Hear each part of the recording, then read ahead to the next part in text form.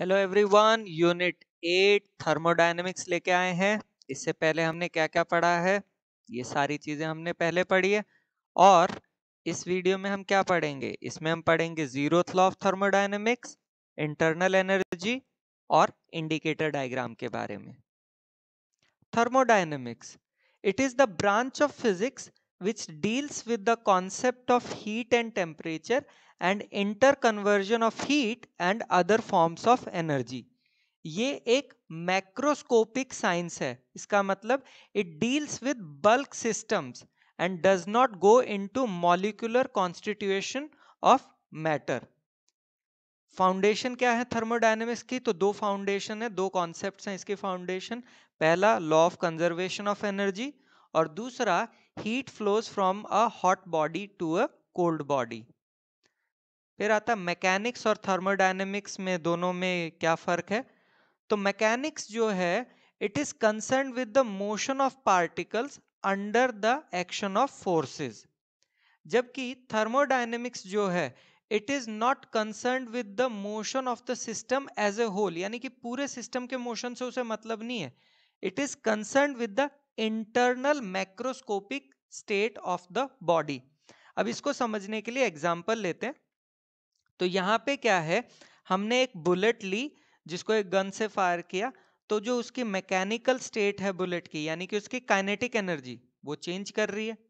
लेकिन उसका जो थर्मोडायनेमिकल स्टेट यानी कि उसका टेम्परेचर, ये तो कांस्टेंट है। अब बुलेट ने वुड को पियर्स किया, रुक गई, तो काइनेटिक एनर्जी किस में कन्वर्ट होगी? हीट में, जिसके कारण temperature of bullet and surrounding layer of would जो है वो चेंज कर जाएगा। तो टेम्परेचर जो कि एक थर्मोडायनेमिकल वेरिएबल है, वो किससे रिलेटेड है? Energy of the internal motion of the bullet, not on the motion of the bullet as a whole. ये फर्क आता है मैकेनिक्स और थर्मोडायनेमिक्स में। टर्म्स रिलेटेड विथ थर्मोडायनेमिक्स, तो पहली टर्म आती है system, an assembly of extremely large number of particles having a certain value of pressure, volume and temperature. Example, a large collection of gas molecules. अच्छा, system के अलावा जो कुछ होता है उसे हम कहते हैं सराउंडिंग। दूसरी टर्म आती है थर्मोडायनेमिक वेरिएबल्स, तो वो वेरिएबल्स जो कि डिटरमाइन करते हैं thermodynamic behaviour of A system, उन्हें थर्मोडायनेमिक वेरिएबल्स कहा जाता है। और थर्मोडायनेमिक स्टेट वेरिएबल्स जो हैं वो दो तरह के होते हैं, extensive variables and intensive variables. इनको समझते हैं एक एग्जाम्पल की मदद से। तो हमने एक रेलेवेंट सिस्टम लिया जो कि इक्विलिब्रियम में है, और लेट अस इमेजिन कि इसे हमने दो इक्वल पार्ट्स में डिवाइड कर दिया। तो वो वेरिएबल जो कि अनचेंज रहते हैं हर पार्ट के अंदर, उन्हें कहते हैं इंटेंसिव, जैसे कि प्रेशर, टेम्परेचर एंड डेंसिटी। अच्छा, वो वेरिएबल जिनकी वैल्यू हर पार्ट में आधी हो गई है उन्हें कहते हैं एक्सटेंसिव, जैसे कि इंटरनल एनर्जी, वॉल्यूम और total mass. The product of N intensive variable like pressure and an extensive quantity or variable like delta V is extensive. Thermodynamic state variable जो है वो क्या करते हैं? इक्विलिब्रियम स्टेट ऑफ सिस्टम को describe करते हैं। The connection between the state variables is called as the equation of state. For example, for an ideal gas, the equation of state is the ideal gas equation, PV is equals to nRT. Thermal equilibrium. A thermodynamical system is said to be in thermal equilibrium when macroscopic variables like temperature, pressure, and volume that characterize the system do not change with time. Example, a gas enclosed inside a closed insulated container with fixed values of pressure, volume, temperature and mass is in thermodynamic equilibrium. तो अब इसको समझने के लिए हम consider करते हैं दो गैसेस हमने ली, ए जिसका प्रेशर हो गया PA, वॉल्यूम हो गया VA, और दूसरी हो गई B जिसका प्रेशर हो गया PB, वॉल्यूम हो गया VB, occupying two different containers. पहला केस लेते हैं। अगर इन दोनों कंटेनर्स के बीच में हमने क्या किया, एडियाबेटिक वॉल लगाई हुई है, यानी कि इंसुलेटिंग वॉल, जिससे हीट ट्रांसफर नहीं हो सकती है, तो any possible pair of values of PA/VA will be in equilibrium with any possible pair of values of PB/VB। दूसरा केस लेते हैं। अब हमने एडियाबेटिक वॉल को रिप्लेस कर दिया डायथर्मिक वॉल से। ठीक है, डायथर्मिक वॉल क्या होती है, कंडक्टिंग वॉल होती है that allows energy flow of heat. ठीक है, अब इसमें फ्लो हुआ, ट्रांसफर आपने देखा, तो pressure and volume variables change to PA dash, VA dash, PB dash, VB dash, such that the new states of A and B are in equilibrium with each other। इसके बाद कोई भी आपका energy flow एक से दूसरे में नहीं होगा, यानी कि ये दोनों सिस्टम्स जो हैं ये सेम टेम्परेचर अटेन कर लेते हैं और ये दोनों थर्मल इक्विलिब्रियम में आ जाते हैं एक दूसरे के साथ।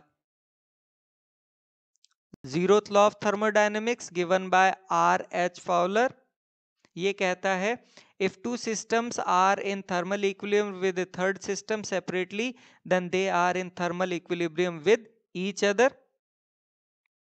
तो हमने कंसिडर किया कि भाई हमारे पास A और B जो हैं दो सिस्टम हैं और ये सेपरेटेड हैं एडियाबेटिक वॉल से, तो हीट ट्रांसफर नहीं हो सकता, और A और B कांटेक्ट में है एक सिस्टम C के साथ विद अ डायथर्मिक वॉल, यानी कि हीट ट्रांसफर A से C और B से C हो सकता है।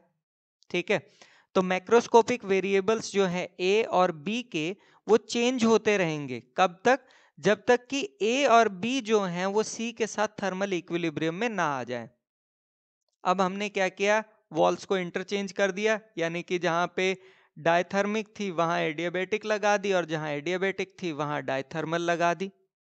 ठीक है, लेकिन अब ए और बी में कोई चेंज ही नहीं आ रहा है, यानी कि ए और बी क्या हो गए, थर्मल इक्विलिब्रियम में एक दूसरे के साथ। ठीक है, तो ये जीरोथ लॉ से आया।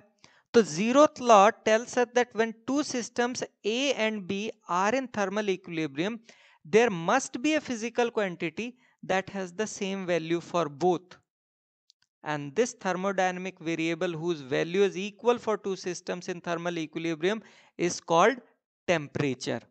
so zeroth law of thermodynamics से हमें टेम्परेचर की term milli.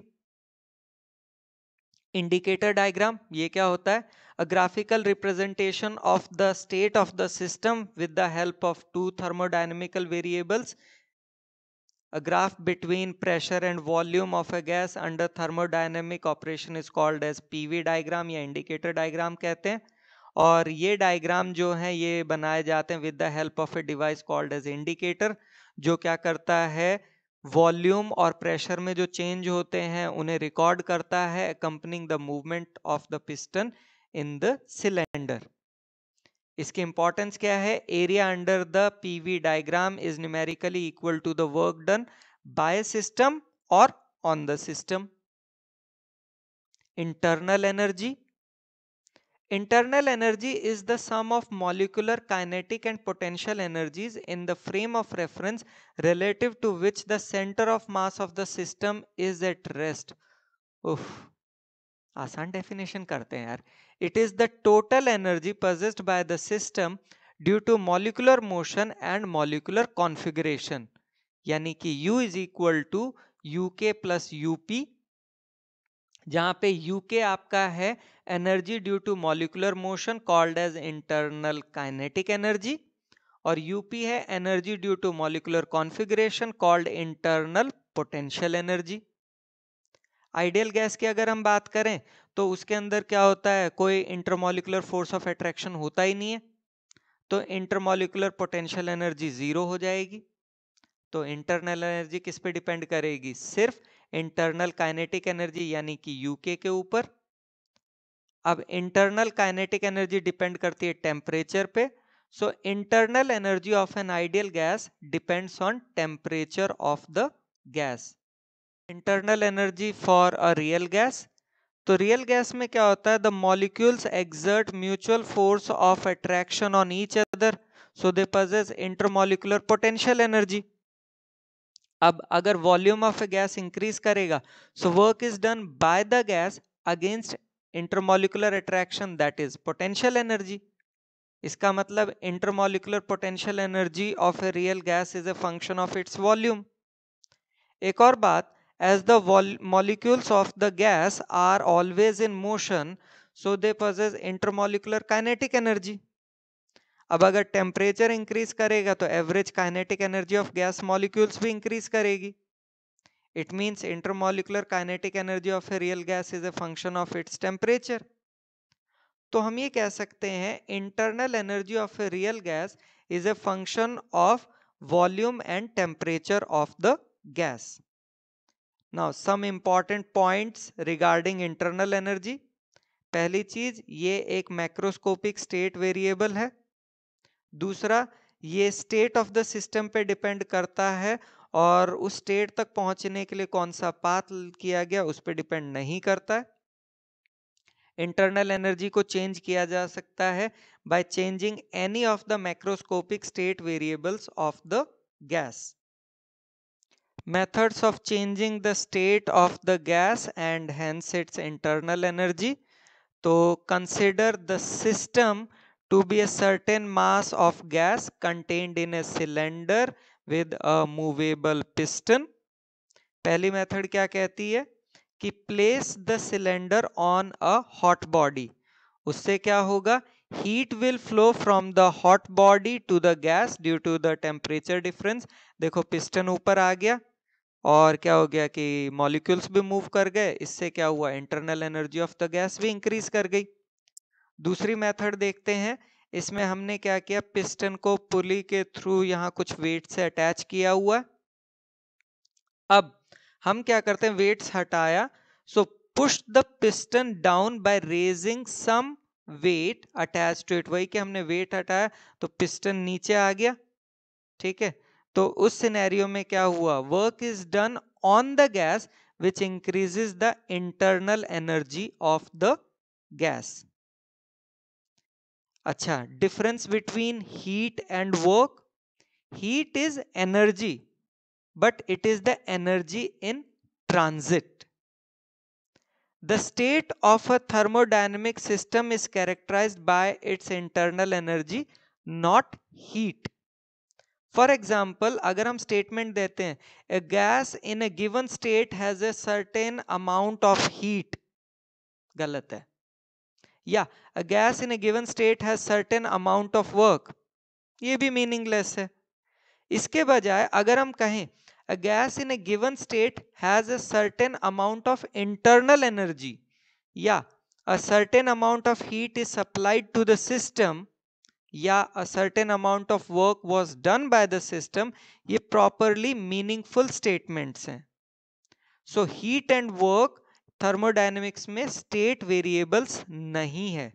They are modes of energy transfer to a system resulting in change in its internal energy, which is a state variable.